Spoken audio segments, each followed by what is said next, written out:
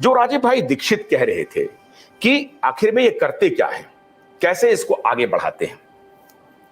आपको मोटे तौर पर एक फिक्शन तैयार किया जाता है। स्टॉक एक्सचेंज में ट्रेडिंग करना बुरी बात बिल्कुल नहीं है, क्योंकि अगर आप एक व्यापारी हैं तो आप क्या करेंगे, आपको पैसे की आवश्यकता है तो आप चाहेंगे कि लेजिटिमेट तरीके से मैं लोगों के पास जाऊं, लोगों को बोलूं कि आप मुझे इतने लाख रुपए की मुझे जरूरत है, आप मुझे दीजिए, और उस पर जब मैं जो कमाई करूंगा उसका इतना % आपको मुनाफा आपके साथ शेयर करूंगा।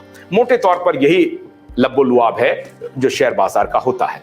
और अगर मैं नुकसान में रहूंगा तो मेरे साथ आप भी नुकसान के हिस्सेदार होंगे। और ये मैंने आपको बताया, आप कन्विंस हो गए हमसे और आपने कहा कि ठीक है, मैं आपको जानता हूं, पहचानता हूं, आपकी साख का मैंने पता लगा लिया है, आप अच्छे इंसान हैं, भागेंगे नहीं, चोरी नहीं करेंगे, आप पर भरोसा है। और आपका एक क्रेडेंशियल टेस्ट किया कि भाई आप इलेक्ट्रॉनिक फैक्ट्री लगाना चाहते हैं तो आपका क्रेडेंशियल क्या है, आप क्या उससे जुड़े हुए हैं या नहीं हैं।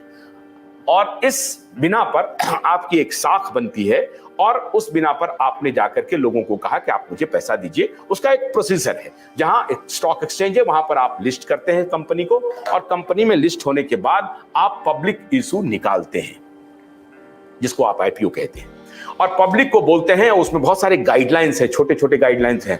ये धूर्त लोग क्या करते हैं, जल्दी जल्दी पढ़ देते हैं ताकि आपको समझ में ना आए, बहुत छोटे छोटे अंकों में लिखे रहते हैं ताकि आपको समझ में ही ना आए। लेकिन अब क्या है, अब तो आपको नेट पे सब कुछ देना पड़ेगा और आराम से एक बार नहीं कई बार आप उस कंपनी के शेयर खरीदते समय आप इंफॉर्मेशन ले सकते हैं, लिखित में वो उपलब्ध है। दूसरा कि लोगों से बात कर सकते हैं, बहुत सारे एडवाइजर मार्केट में घूम रहे हैं। कोई बुरी बात नहीं है शेयर मार्केट में जा करके वहां से ट्रेडिंग करना और पैसे लेना, लोगों में अपनी साख बताना और फिर साख के बिना पर आप मार्केट से पैसे लेना। मोटे तौर पर यही काम है, लेकिन ये हो नहीं रहा है।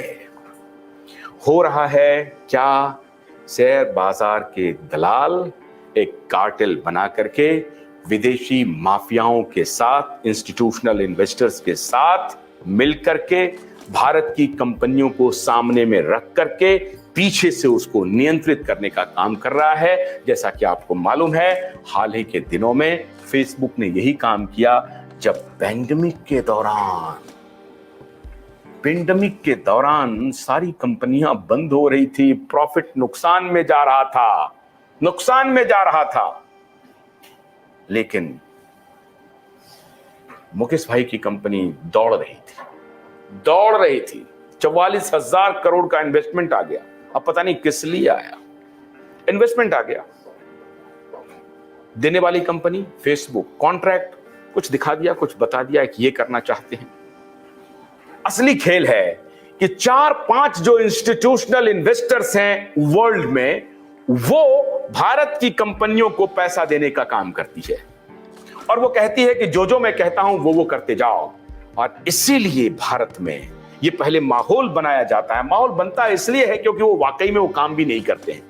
जो सरकारी एजेंसियां हैं भारत में वो काम नहीं करती हैं। ये बात सत्य है कि सरकार के रेल में अगर आप सफर करेंगे तो आपको लगेगा कि इसको प्राइवेटाइज कर देना चाहिए, क्योंकि प्राइवेट कंपनियां क्या हैं, ज्यादा अकाउंटेबल होते हैं। वहां कोई अकाउंटेबल नहीं, मालिक कौन है ये पता नहीं है। रेल मंत्री आज है, कोई और बदल जाएगा, कल कोई बोर्ड ऑफ डायरेक्टर्स है, वो कब चेंज हो जाएंगे। तो इसलिए वहां पर सेंस ऑफ बिलोंगिंगनेस नहीं है।